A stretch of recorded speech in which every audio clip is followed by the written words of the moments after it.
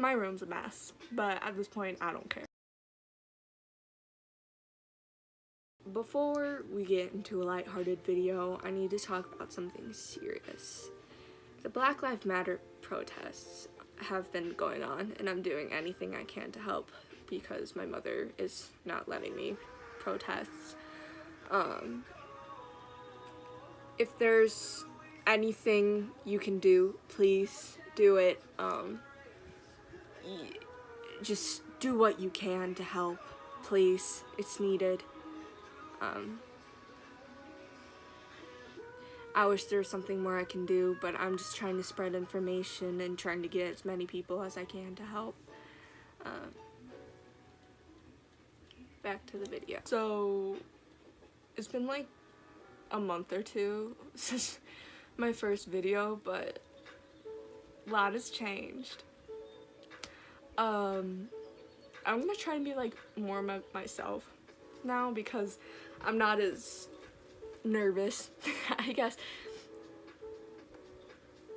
Anyway, I have another book haul, and since it's been a while, I have quite a lot. So bear with me here. I'm looking at my pile of books. Also, apology for the background. I just didn't want to clean, so.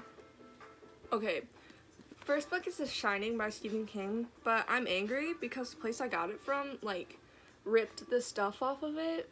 There. It was like, the sticker was like right here and they ripped it off. I'm mad, so don't shop at Savers. I don't even remember the name, but Stephen King is like one of my favorite horror authors. I don't know why, but he's pretty chill. I can't read the description because it's all faded and it's shining right in my face. I got a little gift from Iowa. I don't live in Iowa. Neat. So they were on page 50. Okay, so I was reading where they left off, and if you're reading this, spoilers, but okay. The baby has no face, and it says she kept it by the door in a jar? I kind of regret buying this. Okay, I'm mentally scarred. Okay, on from that horrific event, I have The Hunger Games by Suzanne Collins, I think.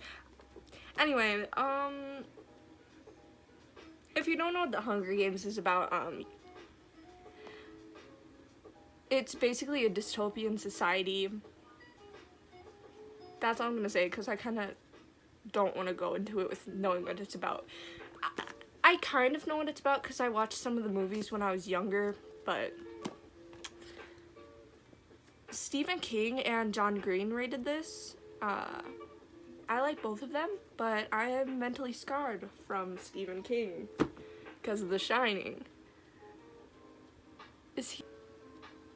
Okay, so I have The Fire Within by Chris DeLacy. It's a book about dragons, and it's like really young for me, but I don't really care at this point. I wanted a quick read, and I just really like dragons. Wrong way. So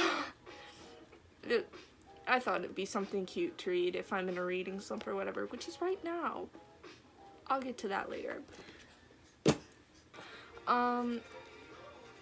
So the next book is Looking for Alaska by John Green.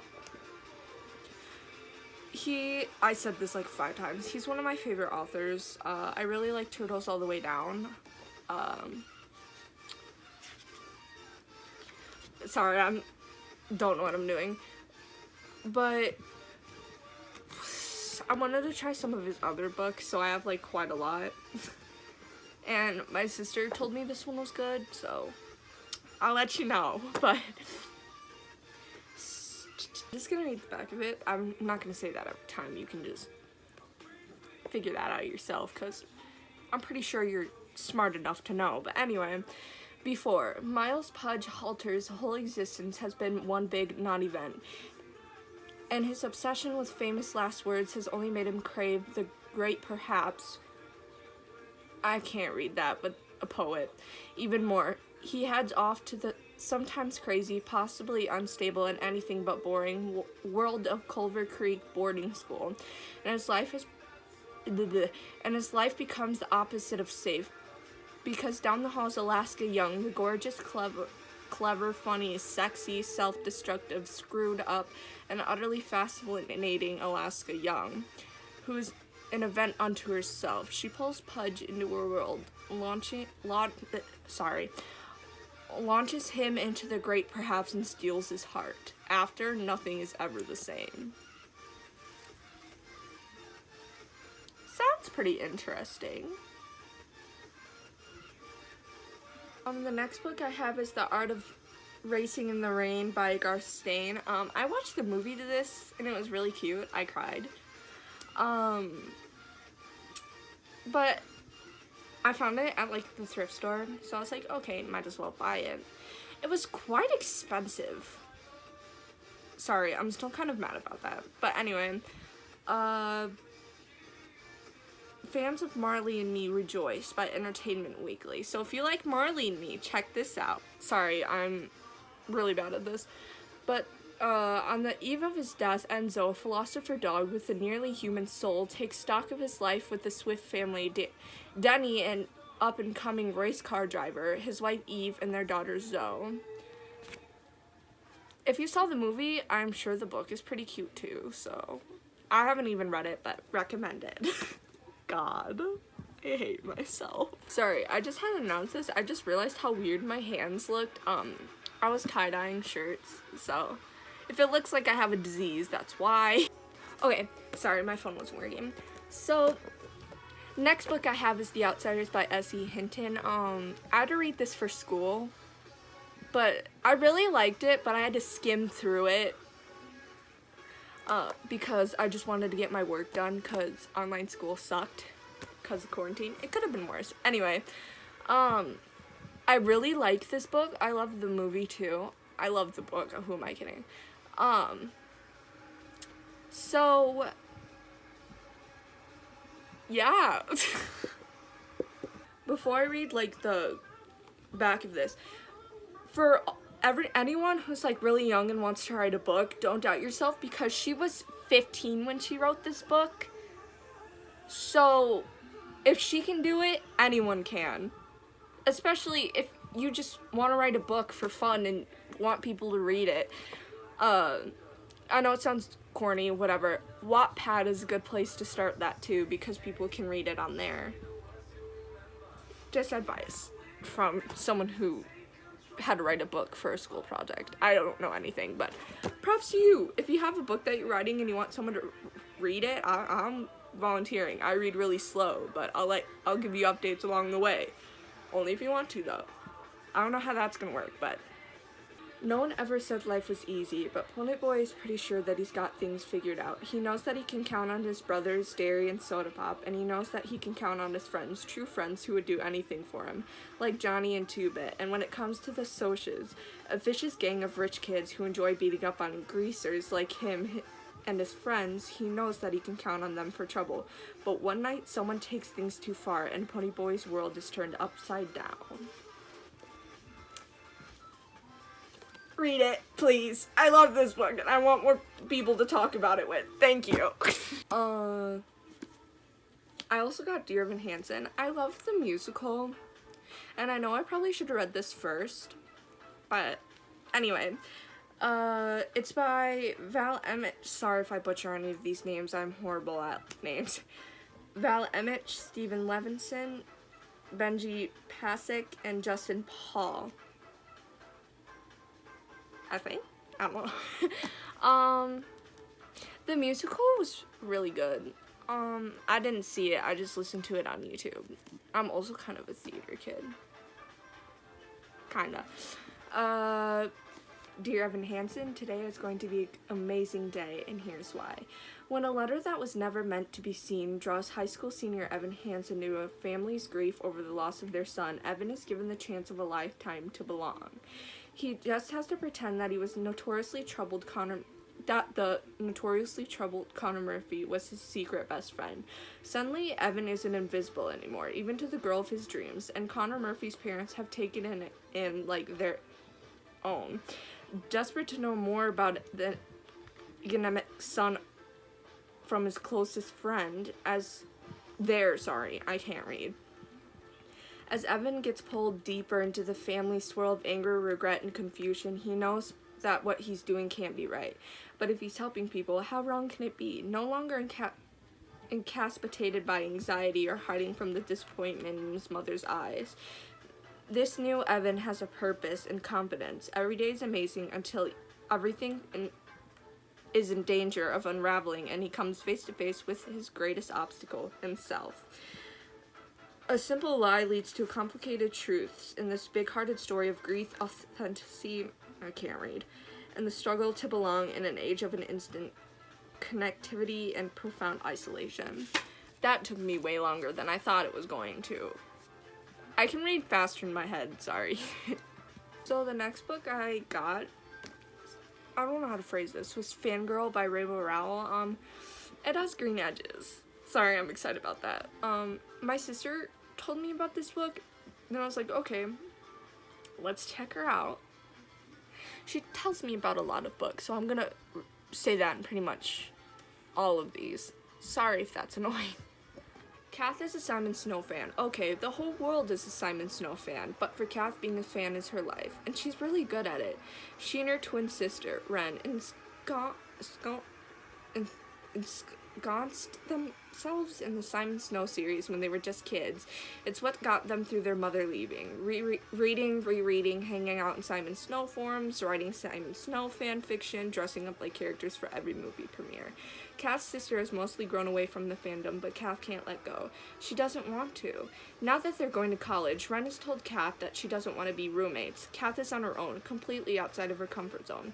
She's got a surly roommate with a charming, always-around boyfriend, a fiction-writing professor who thinks fan fiction is the end of the civilized world, a handsome classmate who only wants to talk about words, and she can't stop worrying about her dad, who's loving and fragile and has never really been alone. For Kath, the question is, can she do this? Can she make it without Ren holding her hand? Is she ready to start living her own life? And does she even want to move on, even if it means leaving Simon Snow behind? Also, sorry for that. The sticker stuff wouldn't come off, and so now it's just dog hair. Speaking of Fangirl, I have the Carry On by Rainbow Rowell. If you don't know what this is, it's Simon Snow, if you listen to that part.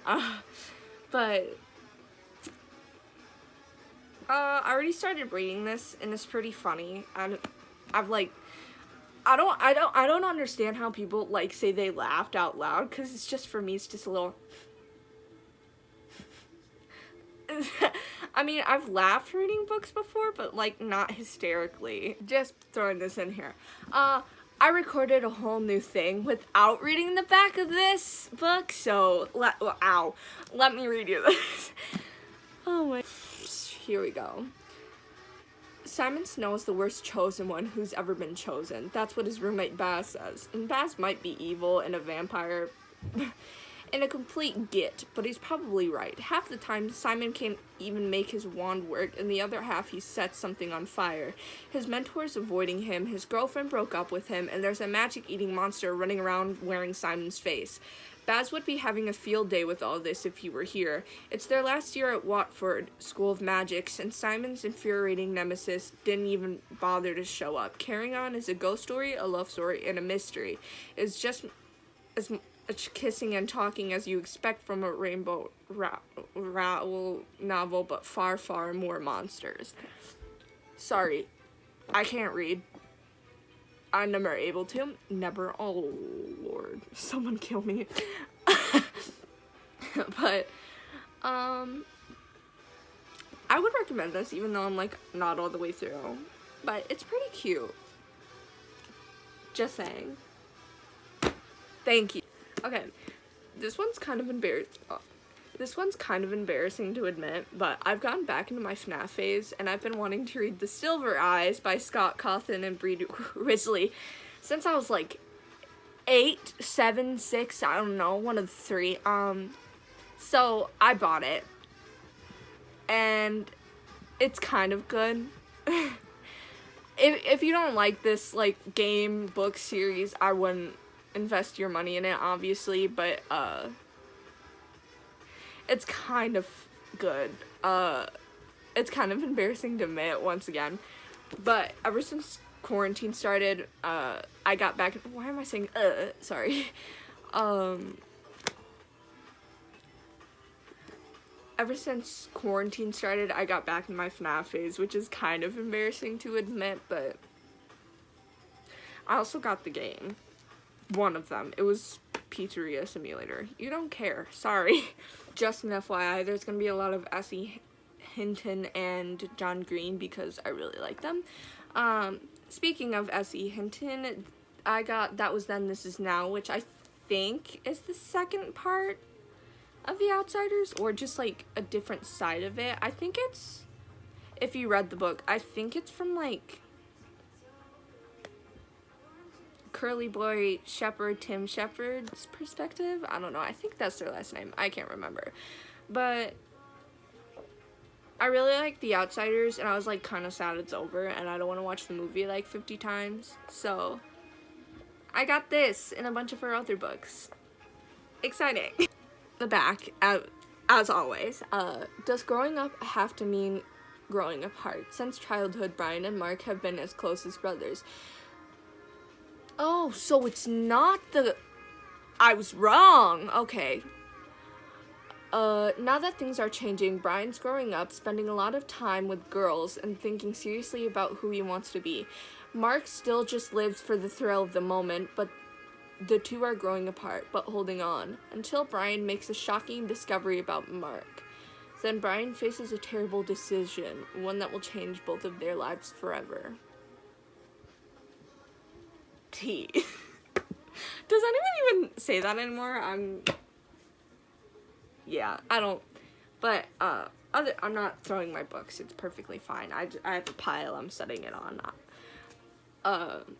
But it sounds exciting, and someone told me it was pretty good, so I was like, okay, let's check her out. That's what I do all the time. Why am I do that when I don't know what to do. Sorry. But yeah, I was really excited to check this out, because I loved The Outsiders, and I will always talk about that book. Most likely, I will find a way to bring it up, because I kind of related to that book in a sad way, but it was, like, nice to read something about someone that, like, you knows how you feel in a way. Sorry. Over with the sob story. I'm good. We're fine. I'm looking at my gummy worms. Sorry. Nobody cares. Taking a side note. Gummy worm. Why is it... L is for the way you look at me. I'm sorry. After that 1-minute rant, another S.E. Hinton book. Is that how you say it? I hope. Hawks Harbor. My sister picked this up at, like, the thrift store. You don't care, but I'm telling you anyway. Ow. I read the back, and it seemed pretty cute. Not cute. Sorry. Good. I haven't looked up, like, reviews, so I don't know if it is or not. So, I'm excited. Orphan and a bastard, Jamie grew up tough enough to handle almost anything. He survived foreign prisons, smugglers, pirates, gun runners, and shark attacks. But what he finds in the quiet town of Hawks Harbor is enough to drive him insane and change his life forever. That's it. That's the whole thing. But, oh, this was originally $21? Maybe because it came out after the hype of The Outsiders. Anyway, I'll let you know how this is if you liked The Outsiders, and the other one too. Anyway, moving on. Okay, next up is Counting by Sevens by Holly Goldberg Sloan. I think I stole this from my teacher on accident when I was, like, in 5th grade. I don't really clean out my backpack, and I had like a lot of zippers on it. I use the same one till this day, but I found this in here just like yesterday, so 7 things to know about Willow Chance. She's different as in strange and a genius. Almost everything interests her, but some things like plants and medical conditions interests her more than others. She has learned the hard way that life can be extremely unfair. She understands that a family is what you make it, and that the people who understand you and choose to have you in their lives are the most important people. She doesn't have a lot of friends, but she would do anything for the ones she does have. She knows that the most wonderful thing in the world is feeling like you belong. Her story will make you laugh, cry, and appreciate your friends and family and the things around you in a whole new way. I did steal this from my 5th grade teacher on accident. I'm not a criminal, I promise. I legitimately didn't know this was my bag. She wouldn't care anyway. She was going to give it to me anyway, but we couldn't find it. I was kind of heartbroken, but then I realized I had it all along. Anyway, my sister read it, and she was like, oh, it's pretty good. So I'm going to check her out. Okay, I know this is going to sound stupid, but I read this book, Miss Frisby and the Rants of Nymph by Robert C. O'Brien in 5th grade. I did not steal it this time. And I really liked it, so I wanted to reread it. I don't know why, but I saw her right there, and I was like, I'm gonna buy this book. It was like $2, no, like 99 cents, because it was the thrift store, and I was like, why not? We love Miss Frisby. It also, I didn't know this because my teacher did not show us. It has pictures in the book. But it sounds stupid, but I really wanted this book so bad. Time to read the back of a 5th grader book. Miss Frisby, a widowed mouse with 4 small children, must move her family to their summer quarters immediately or face almost certain death. But her youngest son, Timothy, lies ill with pneumonia. Can mice even get pneumonia? I don't know. In a book they can. I don't know if they can in real life. I'm not that educated.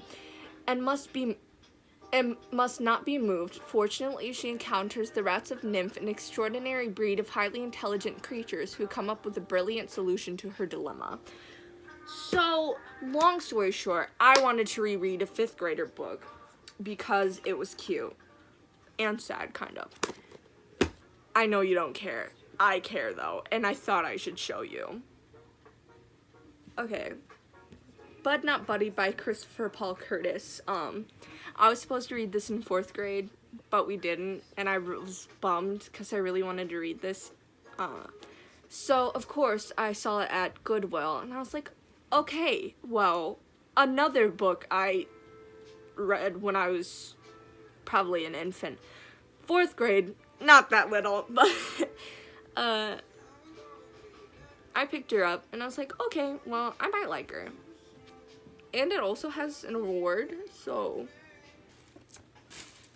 It's 1936 in Flint, Michigan. Times may be hard, and 10-year-old Bud may be a motherless boy on the run, but Bud's got a few things going for him. He has his own suitcase full of special things. He's the author of Bud's Caldwell Rules and Things for Having a Funner Life and Making a Better Liar Out of Yourself. His mama never told him who his father was, but she left a clue, flyers advertising Herman E. Calloway and his famous band, the Dusky Devastators of Depression. Bud's got an idea that those flyers will lead him to his father once he decides to hit the road and find this mystery man. Nothing can stop him, not hunger, not fear, not vampires, not even Herman E. Calloway himself. Gently? Okay. So, I went to a private school, so not even needed for this conversation, but I'm not even having a conversation, I'm talking to myself in a camera. Howdy there. But I thought it would be good to read if I needed, once again, out of reading slump, but I've really wanted to read it for like years for some reason, so I picked it up. You don't need to. I'm going on for a minute and 27 seconds about this. Next book I have is Dear Martin by Nick Stone. I found this in like a few other book hauls, and my friend told me to read it, and it was on my reading list for this summer, so I was excited when I found this for like $2. I'm a thrifty reader. Anyway, yeah, I'm gonna stop talking now. Not really. Free at last, dream on. Justice McAllister is the top of his class and set for a bright future, but none of that matters to the officer who just put him in handcuffs, and despite leaving his rough neighborhood behind, he can't escape the scorn of his former peers or the ridicule of his new classmates. Justice looks to the teaching of Dr. Martin Luther King Jr. for answers, but do they hold up anymore? He starts a journal to Dr. King to find out. Then comes a day, Justice goes driving with his best friend Manny, whose windows rolled down, music turned way up, way up, sparkling the fury of a white off-duty cop beside them. Words fly, shots are fired. Justice and Manny are caught in the crosshairs. In the media fallout, it's Justice who is under attack. Riveting and revealing, New York Times bestseller Nick Stone bully tackles American race relations in this stunning debut. Oh, John Green commented on this. Powerful wrenching. Oh, I'm probably gonna cry. I'm actually really excited to read this book. That's all I gotta say. So, I also bought The Giver by, Louis Lowry. I can't pronounce their name, but I also read this not that long ago, and it was really good, and I wanted to reread it. If you haven't read this, I recommend it, actually, a lot. Jonas's world is perfect. Everything is under control. There is no war of fear or pain. There are no choices. Every person is assigned a role in the community. When Jonas turns 12, he is signaled out to receive special training from the Giver. The Giver alone holds the memories of the true pain and pleasure of life. Now that it's time for Jonas to receive the truth, there is no turning back. It's a dystopian society, I think. Yeah, I know. And like, as it said, everything is controlled, and then it's 12-year-old little kid learning everything about life. That's it. Oh, this is the other book. Sneak peek. So, my friend bought this for me. It's the 57 Bus by Dashka Slater. I hope I said that right. And it honestly sounds really good. I have nothing else to say about this, but one teenager in a skirt, one teenager with a lighter, one moment that changes both of their lives forever. If it weren't for the 57 Bus, Sasha and Richard would have never met. Both were high school students in Oakland, California, one of the most diverse cities in the country, but they inhabited different worlds. Sasha lived in the middle-class foothills and attended a small private school. Richard lived in the economically challenged flatlands and attended a large public one. After school each day, their paths overlapped on the bus for mere 8 minutes, but one afternoon a single reckless act left Sasha severely burned and Richard charged with 2 hate crimes and facing life imprisonment. The case garnered international attention, thrusting both teenagers into the spotlight, but in the 57 Bus, author Dashka Slater shows that what might at first seem like a simple matter of right and wrong, justice and injustice, victim and criminal, something more complicated and far more heartbreaking. This true story, first chronicled in the New York Times magazines by Slater and artfully, compassionately, and expertly expanded upon here, is a riveting exploration of race, class, gender, identity, morality, and forgiveness, told with honesty and insight gleaned from both teens' lives. The 57 Bus will inspire you to think all that you know about crime, punishment, and empathy. I messed up that whole description of the book. I'm so sorry. I cannot read. So, John Green again, The Fault in Our Stars. I really have no reason for picking this up besides I saw it in,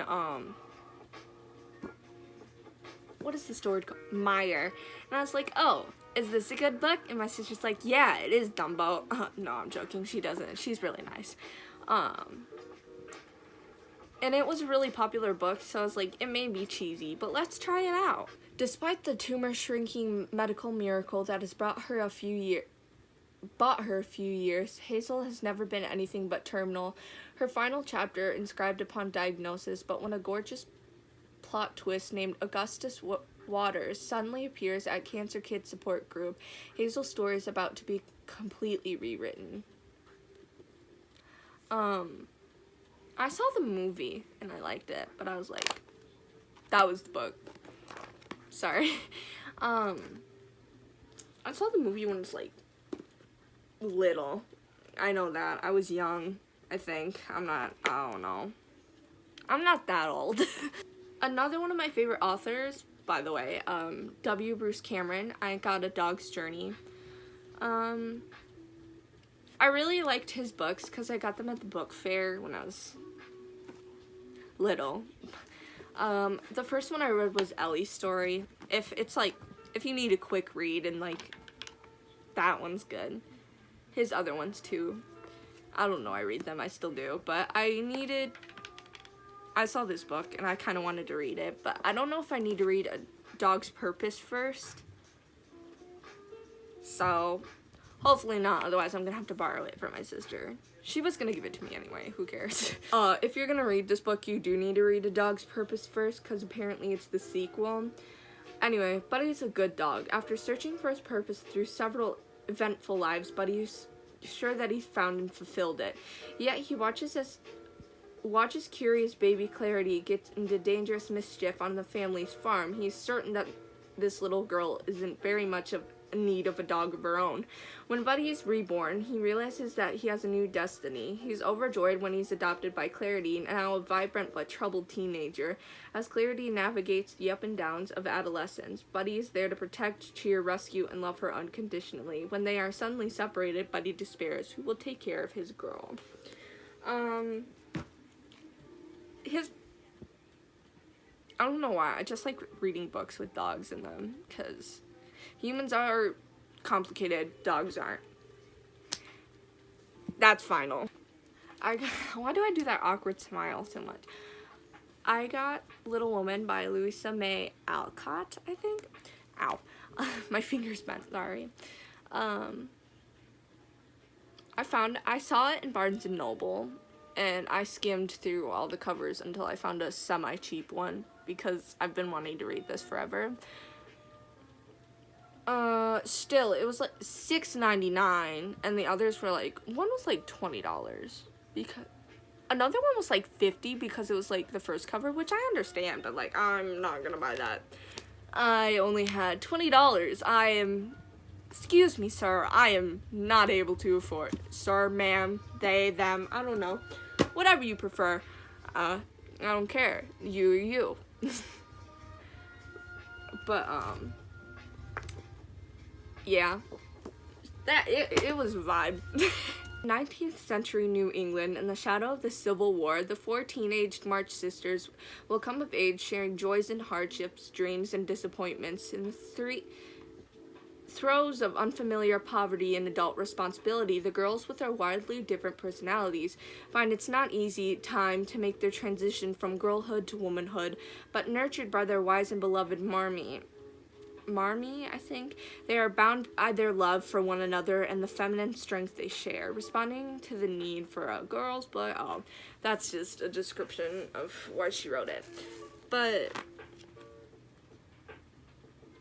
I don't know why I'm reading it. Sorry. It sounded like really good, and it interests me, which is why I buy books like normal people. Lord, sorry. This isn't remotely new, but I didn't put it in my first book haul. The Curious Incident of the Dog in the Nighttime by Mark Haddon. I love this book. It's really good. And it's really interesting. It's not kind of interesting. It's really interesting. You'll see why. I'm recording. Christopher John Francis Bowen knows all of the countries of the world and their capitals and every prime number up to 7,057. He relates well to animals but has no understanding of human emotion. He cannot stand to be touched. He also detests the color yellow. This improbable story of Christopher's quest to investigate the suspicious death of a neighborhood dog makes for one of the most captivating, unusual, and widely heralded novels in recent years. Also, hold on. If I read the front of it, hold on. I think Christopher, I'm not sure, I think he's autistic, or he has no. Maybe? I can't remember. I'm trying to think, sorry. I couldn't find out, but that's like a quick and easy Google search, so I'll Google it. But it's a really good book, and I liked the way the perspective he told it from, and like all of the main characters' pet peeves and stuff. I thought that was very interesting. So, moving on. The next book is Crazy Rich Asians by Kevin Kwan, I hope. The half-price books by my house didn't really have anything, but this is like one of the two I wanted to read. So, I got her. It sounds pretty good. I don't know why I keep looking down and reading it like you can read too. I should probably tell you what I'm doing first. Cut the cameras. When New Yorker Rachel Chu agrees to spend the summer in Singapore with her boyfriend Nicholas Young, and envisions a humble family home and quality time with the man she hopes to marry, but Nick has failed to give his girlfriend a few key details. 1, that his childhood home looks like a palace. 2, that he grew up riding in more private planes than cars. And 3, that he just happens to be a country's most eligible bachelor. On Nick's arm, Rachel may as well have a target on her back the second she steps off of the plane. And as soon as her relaxed vacation turns into an obstacle course of old money, new money, nosy relatives, and scheming social climbers.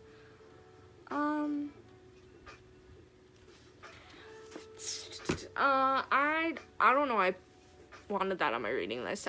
A lot of people said it's good, so I wanted to see for myself. That's a lot of the books. Also, peep my laundry basket in the corner.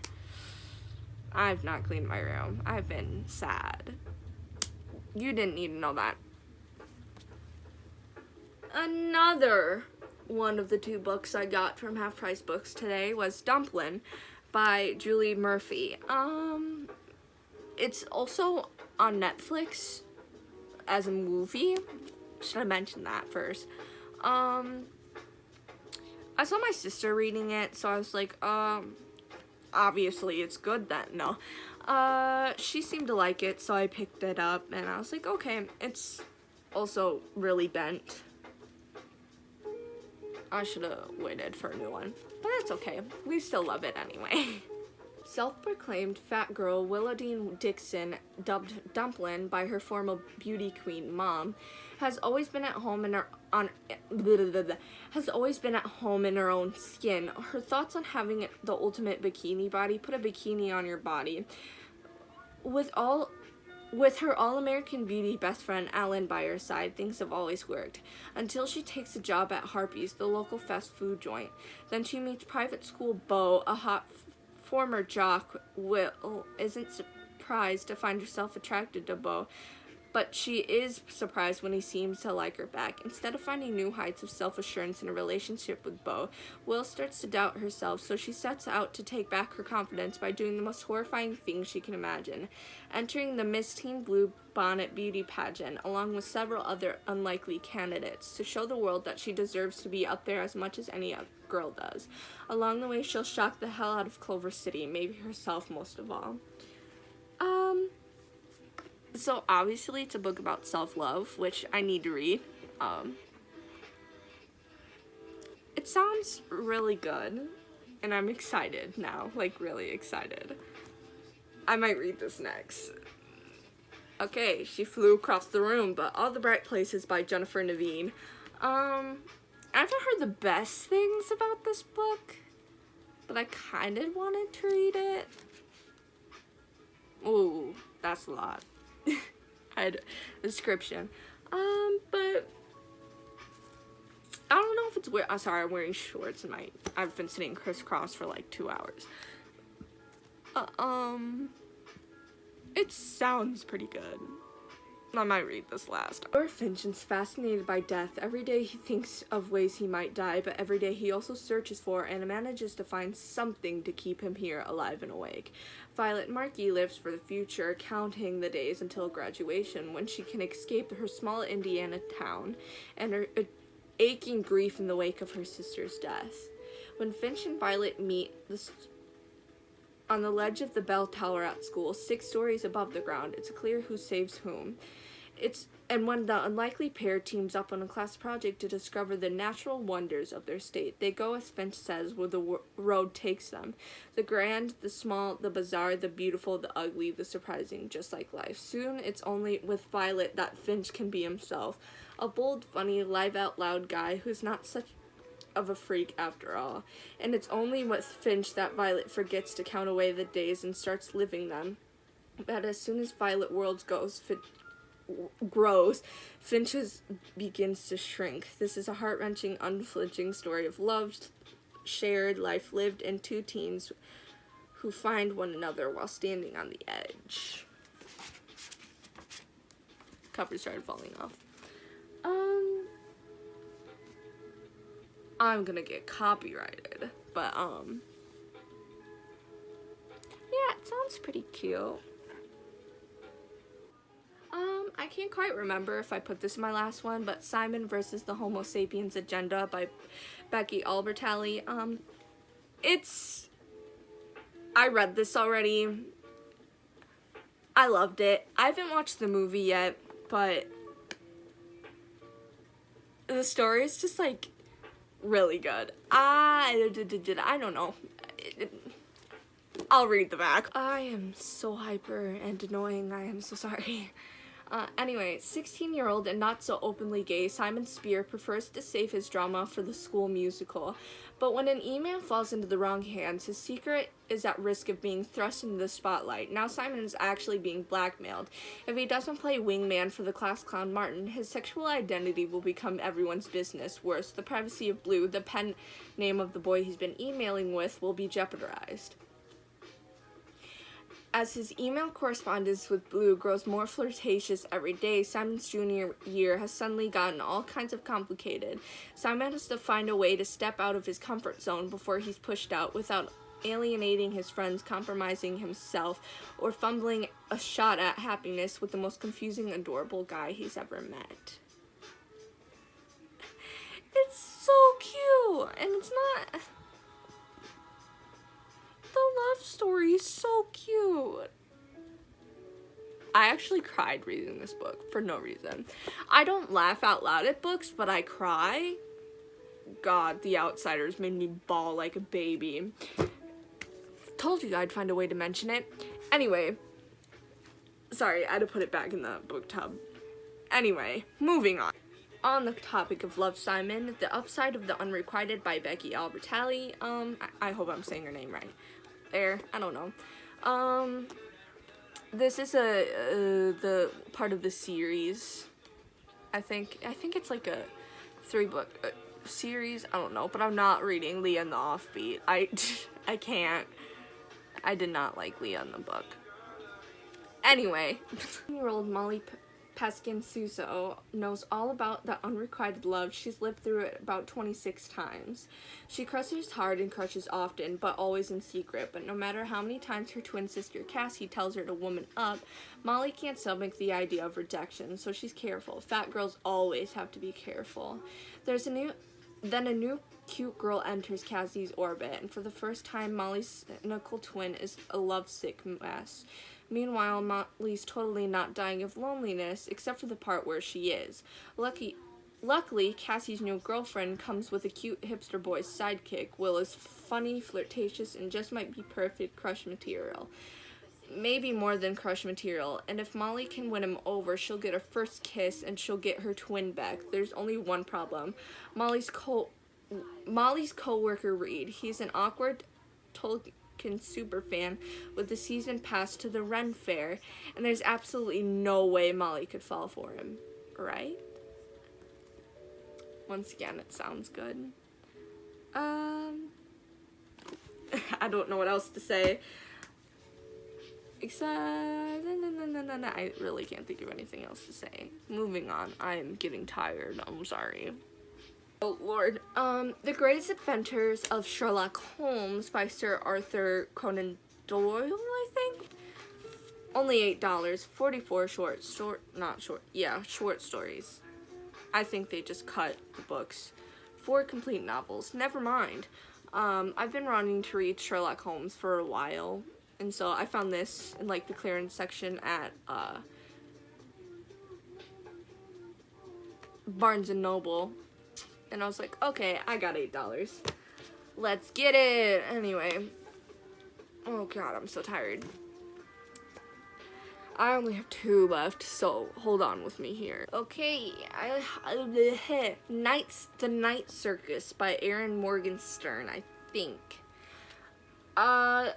One booktuber I watched, I can't remember their name, but they really liked this book. My sister read it and she liked it, so I picked it up. If you're gonna get it, look at a thrift store because that's where I found this one. And most of the time they're cheap, but I've seen this one everywhere where I live, so it might be, it might just be the people in my town, but anyway, yeah, a love story for adults. I shouldn't be reading this then. I read Stephen King, who cares? Circus arrives without warning. No announcements precede it. It is simply there. When yesterday it was not. Within the black and white striped canvas tents, an utterly unique experience of full breathtaking amazement. It is called the Circus de Rives. Yeah, I can't speak French. I think. Lord. And it is only open at night, but behind the scenes a fierce competition is underway, a duel between 2 young magicians, Celia and Marco, who have been trained since childhood expressively for this purpose by their mercurial instructors. Unbeknownst to them both, this is a game in which only one can be left standing. Amidst the high stakes, Celia and Marco soon tumble headfirst into love, setting off a domino effect of dangerous consequences and leaving the lives of everyone from the performers to the patrons hanging in the balance.